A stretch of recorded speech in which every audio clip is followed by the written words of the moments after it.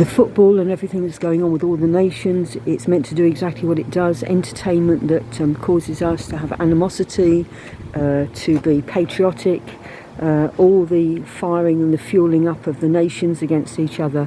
And behind the scenes, while we're all out getting drunk in this nation, being foolish, being idiots, we've got no military, we've got no backbone, the kids are on the streets behaving like dogs.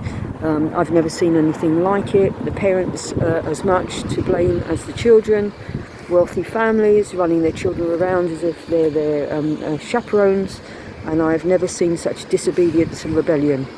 And you know why? Because we like it. I want to warn the people of God this morning that we're in dire times.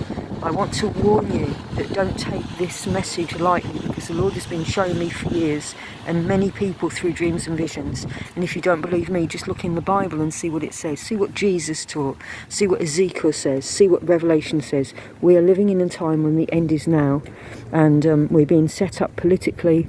Europe is just about to go into the biggest battle, and there is likely to be nuclear attack and war and missiles, and we will see foreign boots from military, from the New World Order on our land, from the new order of things, because that's what the enemy is trying to do, to overtake us. But God has given a plan, and he said, in these days, go and just tell others, warn them of what's coming on the whole earth. But ultimately we've got believers who are religious and their denominations, and they are leading people to hell because it's a false doctrine and it's very nice, and all the religious people get offended with the true believers.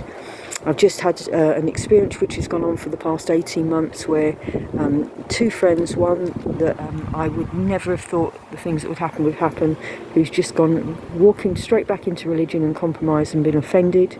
You can't get offended with belief and think you're going to go to heaven. Because Jesus himself said, if there's an offence in you, just quickly go to your sister and brother before you go to the altar and worship me. How can you worship? How can you bring yourself before the Lord and say you're worshipping him when you've got an offence with the Christ in somebody? The second thing I want to say, there's a young man that I've been friends with for a long time, since he was 23, a new believer, who's got offended because there's stuff going on with him, and he's accused me of all kinds of stuff and just gone and left everything and laid it down. Sometimes we can make an excuse for what people are going through, but the trouble is when someone is going through something and behaving in that way, it not only damages and wounds Christ in each other because we're doing it against Christ, but also as well, that person can end up staying more captive than they were in the first place.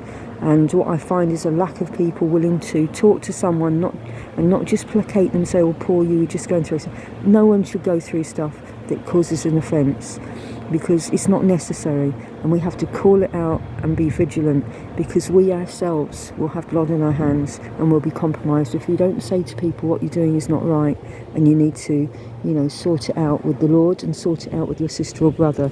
So I have run out with how many people of times that religion has caused people to be offended, because religion is for us and it's not the worship of the living God. So this morning, if you hear this message, tell others. There's war, boots on the ground, on our doorsteps now. We've got people amongst us who are for the other side, and it's not their fault. God said these things would happen, and he's making it happen so that he can reveal the true bride of Christ, and all the chaff, all the religion, all the false religion, all the false believers that are hindering God's true people will be judged and they'll be revealed. And shame on us if we continue to be religious, we hold anything in our heart towards another believer. It is a shame on us to say that we belong to Christ, and we're blocking people, we're ignoring people. I've got a friend that I love very much, just because of religion, just because of well-meaning advice, and we went and held out an olive branch because of love. Nothing.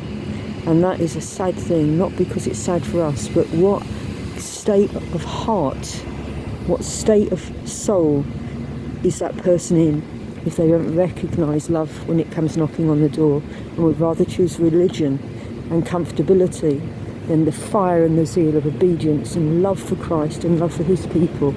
We're not meant to have holy huddles in nice places. We're meant to be on fire for God, settle matters and get on with the job of this gospel, being right and ready. Be blessed by this. It's a straightforward message. You might not want to hear it, but try and do your best to share it. God bless you. We're in end times, and it's time for us to bring an end to all the nonsense and be running with the good news of the gospel. God bless you, every single one. In Jesus' name.